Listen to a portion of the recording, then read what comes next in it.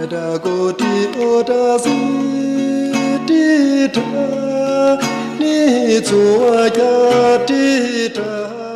is Aino. I'm the curator of this exhibition here, which is called Stolen Moments Namibia. And the whole project started with a song played by Ben Molatsi. And at first when we heard this song, we asked at the broadcaster, who is this person? What can you tell us about this musician? And the radio DJs just shook their heads. They didn't know. They couldn't tell us any information. And this is how we met our third colleague, David Dawson, who, with his help and the help of radio and TV and newspapers, we got information of how to find Ben Molatsi. We went into the archive of the broadcaster and we found this record and we listened to it. And then we found outside of the record, we found a sleeve, which is white with some text. And we asked, how come it looks like this? Was this music never published? And we learned that no, the music was never published.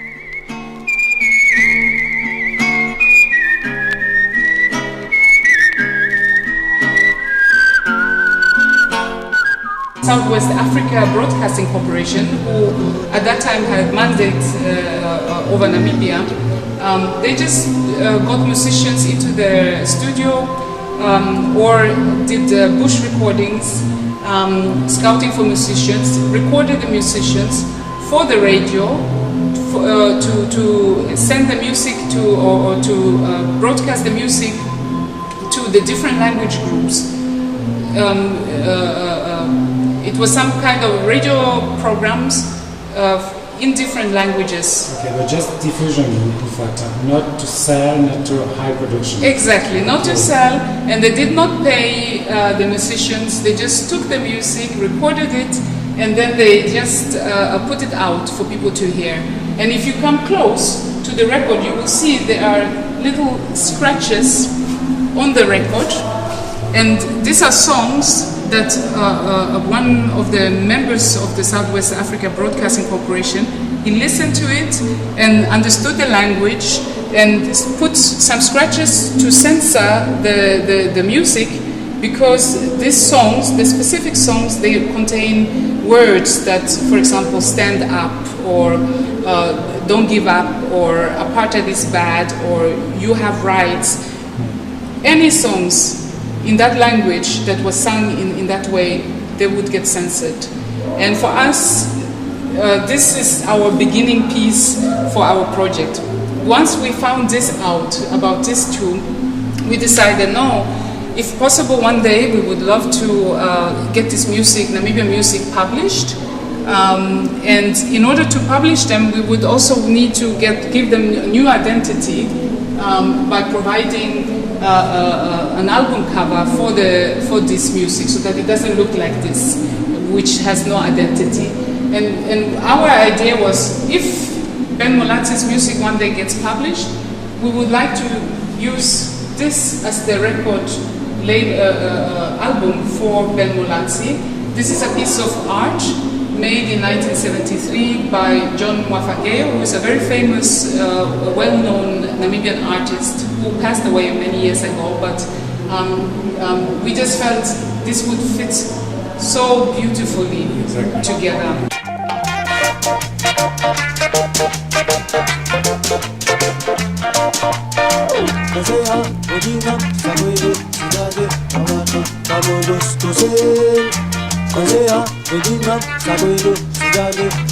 It's a beautiful song. It really touches you in your heart when you hear this music. We actually found Ben Molatsi. We interviewed him. He's still alive. So. He unfortunately not. No. We met him. We interviewed him in Namibia, and we asked him if he would be prepared to come to Germany to do some work with his music and also give talks. And he was very excited. I was helping him with the visa applications, and then he got sick during that time, and he passed away, unfortunately, last year in 2016.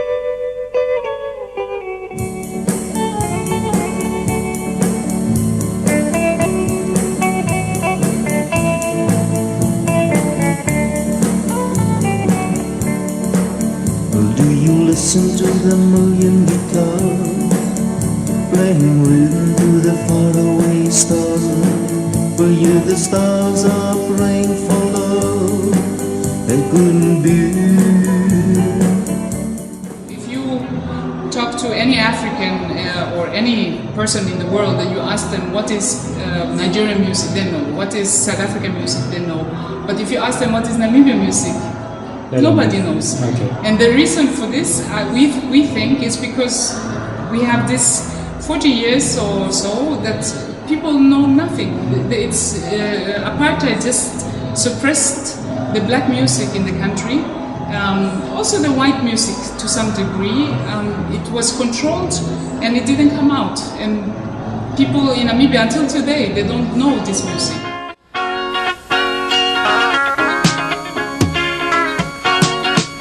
I say, hey, Mr. Arnold, wait for John to come around. Hungry night Because and mate. shoot up fight and every living thing. The way that I express myself as the night. That's For all the racial groups.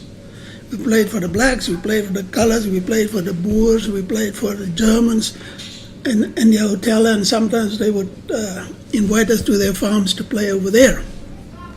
The nice thing about being invited to a German farm to play there overnight, because it's an overnight affair, and then there's no apartheid. The German girls would hang on us, and oh boy, we didn't know how to handle all of this. We blow. If you went to that dance, you had to wear evening wear. We were very bourgeois. I mean, if you came in there without a tie, even from my father's day, our parents were very social people. I mean, they used to win ballroom competitions and used to play tennis and all that kind of. They had a very active social life, you know. So if from that time, if you couldn't go into those dances without evening wear. So there was a dress code. Oh, Jesus, I'm telling you, we were very bourgeois. You actually dressed up to go there, you know. And what kind of clothing did you wear? Western, I should show you one picture. Western clothes, you know, night dresses.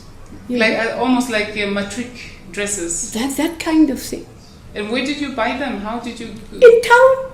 So people of color could go anywhere in town and just shop in any shops? The Or only was it problem special shops was, of blacks, no, or- that story you mustn't believe. You could shop anywhere. Okay. But the only problem was you couldn't fit it on.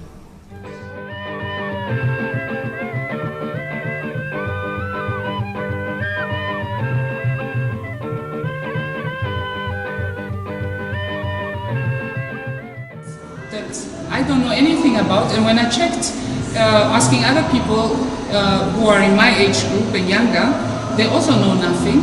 And then I talked to my mother, and my mother tells me, yes, I also did music when I was young. And then I talked to other people who have their mothers and fathers, and then they discovered. But the problem is, our elder people, they did not talk about it because it was a bad time, the time of apartheid.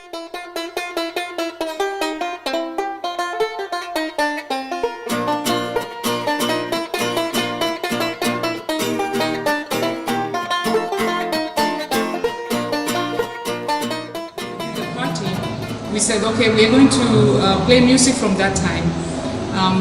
But okay, we put an age limit. We said 40 years and up, not younger. And we had a lot of people who were living during these times and who knew the music from this time. And we asked them questions, and we realized they don't talk about it to their family. You don't really get books. They talk about traditional music, they talk about propaganda music, they talk about church music, and classical music, but not popular. There was a full generation of frustration, in fact, because of the apartheid time. Exactly, yeah. That censorship committee sit and listen to everything coming in. If a song contains the word Free or Freedom Band. In the late 50s, we decided to put a band together. But all our music we played by ear. Nobody could read music. That commercial music was associated with evil.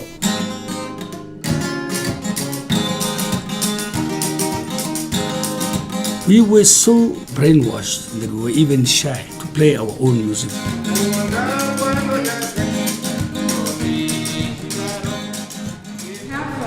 Another exhibition coming up, which will be much bigger than this one here in Basel, Switzerland.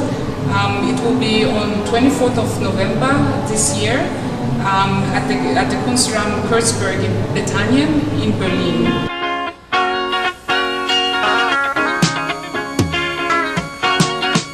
I say, hey! Mr. Arnold! And did you have some website or phone book or Facebook? Yeah, we have only Facebook. You can go to Stolen Moments Namibia and you will find us there on Facebook. Thank you a lot, and I hope a lot of success for your exhibition and the next one in Berlin. Thank you very much. Thank you. Tibom, tibom, tia la la la la la la, tibom, tibom.